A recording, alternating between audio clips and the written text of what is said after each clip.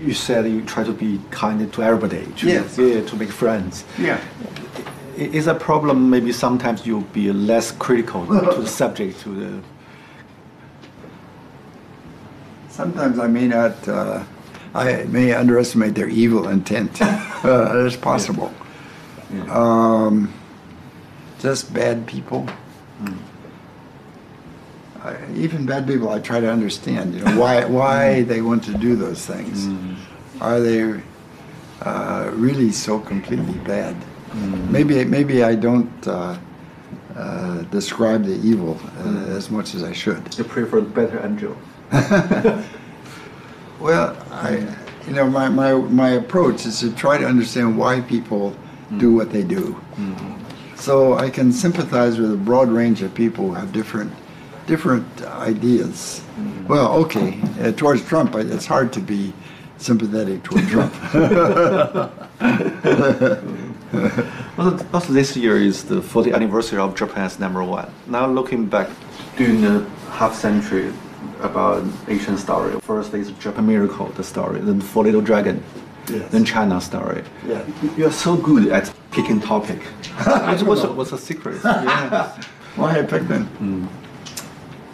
Partly is luck, because once it's luck, two times maybe luck, but so many years. First of all, I tell you about Japan. Before I went to Japan, I had about 1 year when I knew I would likely go there. So at that time, there were not many good social science studies. So I tried to read all different disciplines. I read history, economics, political science, tried to get a broad background. And then I tried to find some particular study where I could go deeper. I'm not a historian. My PhD thesis was on families of Irish American, Italian American, old American families, and emotionally disturbed children. So when I started out in Japan, I first started to study mental health of children. But then one day, one of my Japanese families said, there's a difference between salarymen and other families. And that lit up a light. That's really interesting. It's a sort of openness to the big ideas. The new middle class did not mean they just got rich. It meant that the structure of those families' life when they worked for a big organization was very different from the independent business people. So as a whole structure became a new topic. So on the way to Japan, I visited, my wife and I had never traveled abroad. So we wanted to see the world. So in those days, you could get an airplane ticket and stop in every country. And when I went to England, this is 1958, there were still many rubbles on the street from World War II bombing. And Japan was already cleaned up. It was very poor. Even the main streets of Tokyo, to me, were like alleys. But they were working very hard. I knew some of the facts, but I never thought about what's the big picture. I think the big picture is going from a structure where you had clans in Japan to a broader administrative structure. The transition from an organization of clans working together to a broader administrative state that has its own structure and ideology and so forth. And once I could see that broader perspective, a lot of the details fell in place. So that was my first book that ended New Middle Class. And then from 1960 until 75, I did not spend, I went every year, but not do it for a long time. 75 to 76, I went back for a whole year. When I was there, I realized, whoa, Japan is really coming up. And it has the potential for having much bigger impact on the world. And I'll give you an example of one country, and I think it was Peru. I talked to a local guy who he started out as the dealer for Japanese motorbike. He was so amazed at how rational the Japanese were, how hard they worked, and how they maintained quality, that he learned how to do modern quality, and he influenced some other people.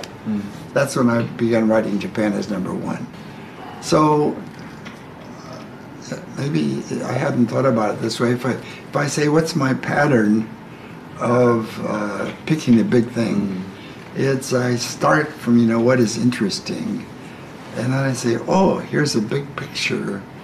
And it's a kind of a new thing.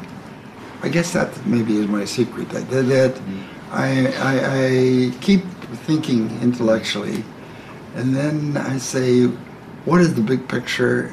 And how does it fit together? What's really important is happening. And I suddenly hit on that. And that I think the big books I wrote, Japan is #1 and Dumb, really came from that. Yeah. And I'm so curious how to keep your, energy, keep your ambition. Still try to engage something big. So what's the motivation? Well, I'm not very happy in the United States what happened to political science and sociology. In the last 20, 30 years, they want to be scientific. And they can use new quantitative measures. Get a sample of 5,000 and this is correlated to this. But from my point of view, they don't do enough to see what is the context and what is the social background, what is the history. So the kind of research that I like, where you really get to know people and see historical context and see broad context, is not so popular. The other thing is universities now have become too bureaucratic. We have so many problems with females, how you handle females, and how you handle blacks and transgender. So the dean, instead of thinking just scholarly, spends so much time worrying about social issues, which are important, but from trying to build an intellectual vitality. Their mind is so busy with so many different things like this. So, of course, in the whole world, I would say one of the fundamental differences, people become so detailed. They do not see the big picture. There's so many talented people lost their confidence about civilization. 那么回到我们这本书，没有一个另外专家比他会更有资格写这本书。他2个 area 什么？一个是日本，一个是中国。一般的 area specialist 很难说是 cover 2个，你是 cover 2个了，对。我现在应该感谢我的老朋友 Ambrose， 我们开始认识了，我们是无名的学者。我自己的感觉这个时代这个最近50年的历史世界上非常改变世界的历史了。我们的运气非常好，看到这么大的变化，所以能能学习，有机会学习。我觉得一个学者之道，也可以说学者之道，对，应该把实事求是，应该把客观的分析，写实际的情况，让人多了解，那是我们的工作的目标。这要是我的责任。Visit Japan often, or you Often. You do. Yeah. Whereabouts in Japan do you go? Tokyo, Kyoto, Kokushima, Okinawa, many places. Because we are doing a documentary about Japan history, about the Meiji Restoration. Oh, you're doing a documentary? Yeah. So I interviewed many people there. Oh. I also went to some very old hotel. The Taisho period and the late Meiji period. A small house. They told me when the early 20th century, some Chinese students stay here. Oh, so you have a very interesting job. Which university do you visit? Which university? When you talk about your career, it seems very rational, something very practical. What's your irrational part? My irrational part? My desk is a little bit of a mess. I'm not organized, and my old papers are a terrible mess. And my wife keeps telling me, clean up your mess. She's a very good wife for me because she's smart, she understands, but she treats me like an ordinary person. She doesn't treat me like a famous person. What does the fame mean to you? I mean, 1979, especially that year, suddenly you become so famous in both in...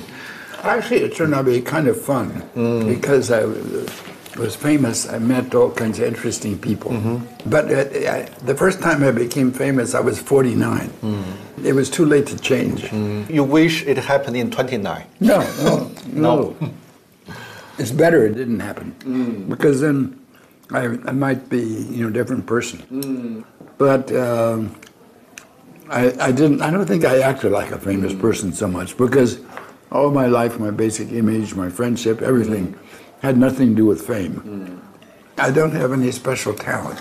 In Japan, I think one advantage is I lived a natural life. So I think when I talk to Japanese, they feel very comfortable because it's not a classroom Japanese.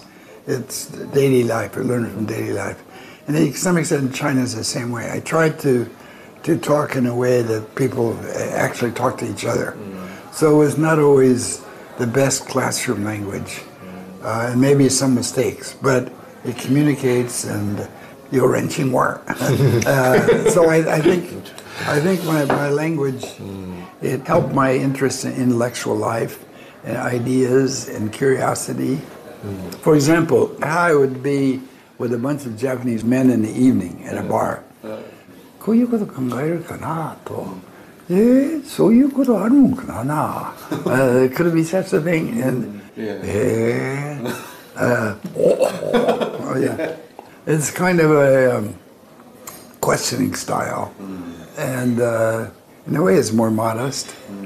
They watch, what the other person says and thinks very carefully so they don't make a mistake.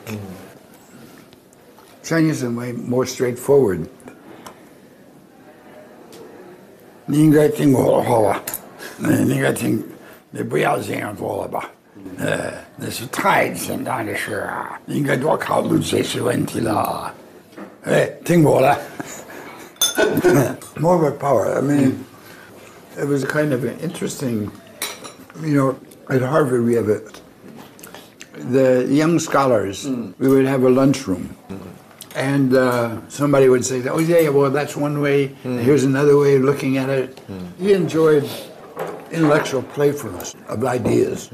But I felt getting to know people and talking to them was much more important. That also made me a little more skeptical about documents. Because some historians, they look at documents and say, well, was it in the document? But I realized that even in writing a document, you don't get the whole story. The document does not tell everything. And sometimes the documents have some purpose. So that sometimes talking to people, maybe it's not as precise and not as accurate, but sometimes it can be deeper and you understand why the documents. So I kept learning from talking to people a lot, yeah. So it was very important, yeah.